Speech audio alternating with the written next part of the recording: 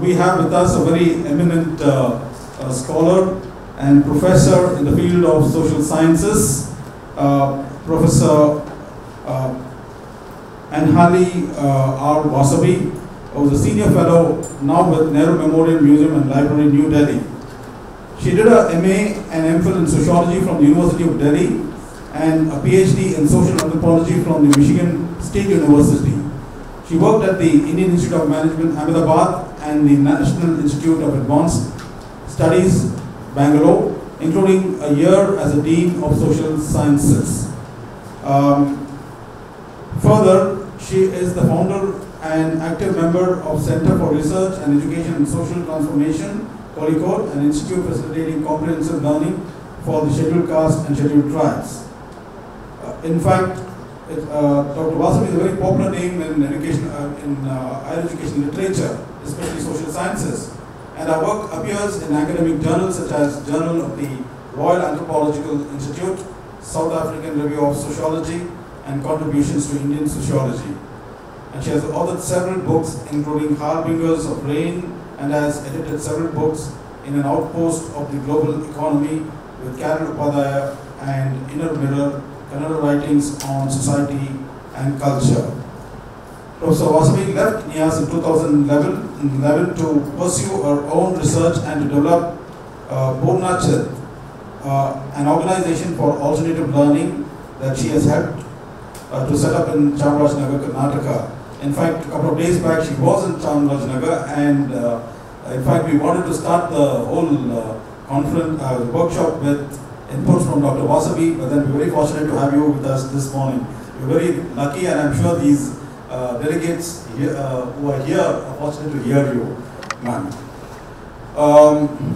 Also to our credit, recently the Infosys Prize 2013 in Social Sciences, Sociology and Anthropology was awarded to her for a distinctive and pioneering research that spans a remarkable range covering four main areas: agrarian society at the intersection of economy, culture and environment, school education in varied regional contexts, globalization and its impact on the moral economy of urban occupations, and social science as seen from the vantage point of Indian languages and regional cultures.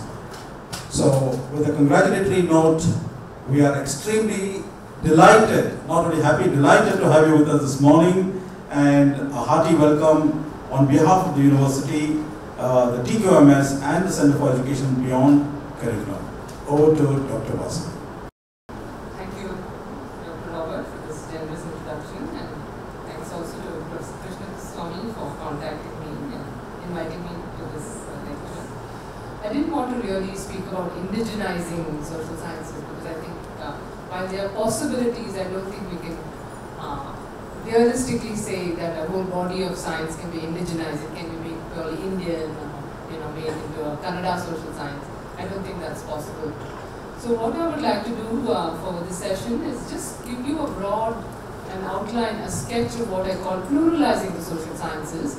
And I would just kind of, much of it is just a sketch, and because I was not able to look at the textbooks that all of you engage with, since you all come from different states, I also don't know what is the content of some of it, or what syllabus you're following, etc. And I'll keep it very broad-based, and maybe during our discussions, you all can let me know what is the kind of research you're doing, or what are the topics you engage with in class, and we could see how you can not only pluralize social sciences, but also localize pedagogies.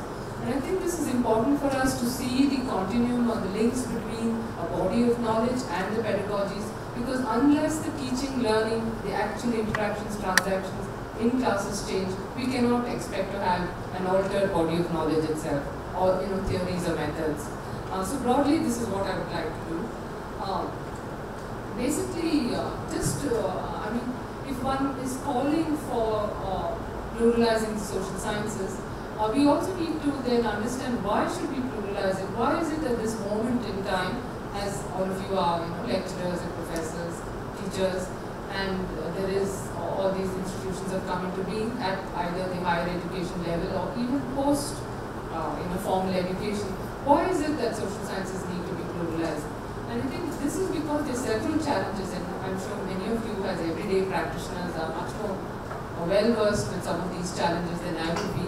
But just basically to flag what I think are some of the challenges is that there's now a contemporary predicament, a moment in history and in time, the space that we occupy in society means that there is really a dire need for what I call a new social imaginary for social sciences. The social imaginary or imaginaries means not just what we can imagine, but what can we expect from social sciences as a body of knowledge, something that informs very central and key institutions about ourselves, about societies, about the world, about the different kinds of worlds people live in, how they mark people as individuals and collectives, but also has a body of knowledge that feeds into maybe even other knowledge systems, say, physical sciences, the other, say, humanities, all the other technical disciplines, etc. So in needing that, I think the stress is really because what we are seeing has a predicament of not just Indian society, but all over the world is really not so much of a crisis of culture or society, but as much as we are experiencing very, very expedited, unexpected forms of change, much of which really, even this huge body of social science literature is not able to explain. All of you are witness to that, we are witness to that, many of us are experiencing those forms of change. Why is it that despite, say, rampant inequality, of exploitation, why are then modes of, resistance not adequate? Why are forms of risk so embedded in everyday people's lives and careers, much more than earlier forms? Why is it that we see that the ecological meltdown you see, not just by global warming, but also the economic meltdown have come together to make large numbers of livelihoods unviable? Why is the future much more risk-laden than ever before, etc.? These are just some of the issues. Why are there complexities where, for example, with increasing capital, you also have a sort of a return or seeking to go back to religious fundamentalism, etc.? So many of these are the issues in which our contemporary predicaments requires us to ask for newer sciences, social sciences, for newer perspectives. As a body of knowledge also, social sciences in India, here look at the Indian issues, is not public enough. By being public, I mean not able to lend itself to a public discourse, to inform people's opinions and ideas, to enable addressal of, say, public issues that mark or impact larger numbers of people, etc. So by being restricted to a body of academic knowledge, it has not become public knowledge, public issues. The other is also the distanciation of social scientists from public issues, or from what would be called the intellectual input for collective or for the nation. Most of you, I'm sure, have been closely following the recent elections. If you watch the commentary for the past months, either in the print media or in the television media, etc., you saw an absence of social scientists. They may have been one stray historian giving you commentary on what historical elections were, but there has been a complete absence. We have not been able to understand why is it that some candidates who actually performed well have lost, while those with dismal records, including jail records or records of deep exploitation and corruption, are actually being re-elected, etc. So just very simply, you have an absence of social scientists as public intellectuals to look at, discern not only what is happening in the nation, but also to, not just to color, but to impact some of our public discourses. Thirdly, I think, and this is something your me and Professor Gurukul may have, Rajan Gurukul may have talked about, is that much of the social sciences we have now is our received body of knowledge. Much of it has come from the West, derived knowledge, from both its history, has its theory, has its methods, also as it is situated in formal learning, say in institutions like this, or as in sites of higher education. So to question this is not simply to say, oh, that is Western, so therefore we should not touch it, it is not part of our heritage. That would be quite absurd, because all knowledge should be based on open boundaries. But rather we need to question what is the source, what is the context from which certain theories, for example, in most social sciences, it's Marx, Weber, Durkheim, those are considered as founding fathers, classical theorists, or more recently a lot of what are called fashionable theories, say, Foucault until he died, or continuing with his legacy of this huge volume of literature. And continuously you see a lot of, say, Agamben now, or Spivak, etc., who are sort of seen as theorists. But to look at that history and their concept, we would love to see is much of it was developed when the West was actually moving towards high capitalism, when capitalism has set in. Industrialism and urbanization were also ongoing, but in which it marked their societies very significantly, shifts took place, and the before and after were much more clear, especially in Europe and later, of course, in the US, as of course, it became a post-British colony, etc. And it gave rise to a new kind of capitalism.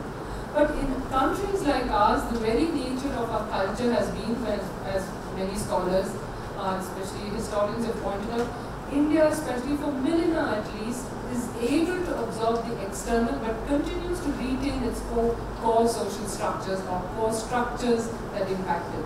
If this is the very specificity, very broadly about India, that cultures and society keep getting layered rather than being separated, say into tradition versus modernity or going from one phase to another, I think this then is a specificity of India, of Indian society, and many of the received social theories are not able to explain that. For example, many of you would have looked at in class, why is it that you could have a very westernized, urbanized, upper class family but would want to be very traditional?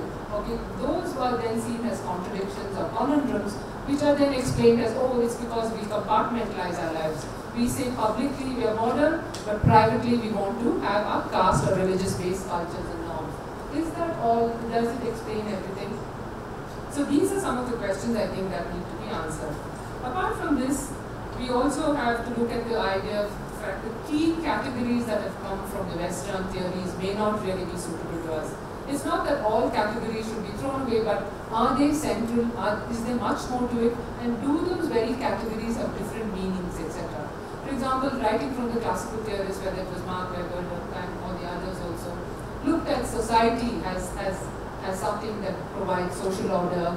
There was a certain definition given to what a society is, etc.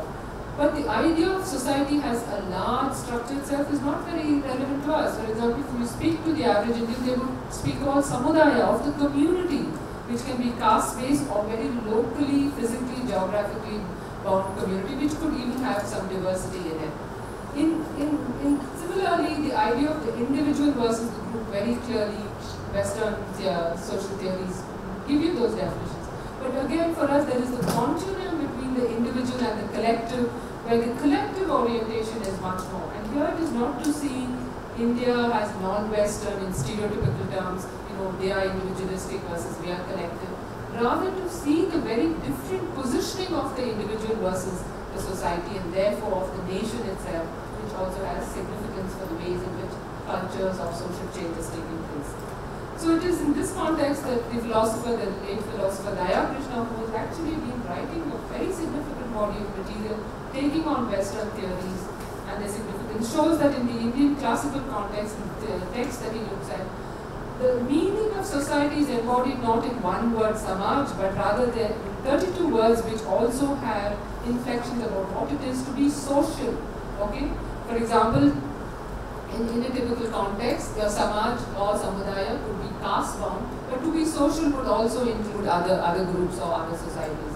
So what is it that makes the specificities which are encoded not just in the language, but also in the practices and in the everyday transactions that people engage with? So therefore, in the cosmologies, in the epistemologies, or in the new kind of trends that set in, which alter these existing ones, but also take them on, this layering that keeps going on across generations. So these are some of the issues about why we need to look at, look at some of the challenges that this existing body of social sciences pose to us. We also need to look at certain other issues. For example, can we then say, oh, all that is West is derived, it's not relevant, and therefore should we just indigenize? If we do indigenize, then where will the categories come from? As, for example, the Chicago University, for at least 2 decades, developed what was called ethno-sociology of India, looking at taking Sankhya categories, for example, it could be Guna, this classification system, etc. Very strongly into what is called theory of substantialism from Indian philosophy. But as many later critics showed, in the everyday transactions, that classical model did not hold. So therefore, the folk or practiced model itself had a certain kind of validity that may not reflect what the meaning was in the classical text. So in this case also we need to raise the question of how does then, if you do research like this or have studies like this, how would they lend themselves to certain comparisons? For example, if we study just the caste system as a form of stratification, would we then say the kind of stratification that is in Malaysia, or the stratification form that is in South Africa, or in the United States of America, would they not be forms of stratification at all? But what would be comparative? For example, if you look at caste-based discrimination, would we then not learn also from race-based forms of discrimination or gender-based forms of discrimination? So it would be the experiences that would be important, that would give all these comparative dimension, and that would be what needs to be borne in mind. So similarly, you would have across countries or across societies commonalities. For example, you know, especially with the new phase of globalization since the past 2 decades, you have transnational capital moving across countries, changing, altering economies, but also altering societies. You have the market intruding into societies in significant ways. You have the presence of a media in a big way, which is also impacting people.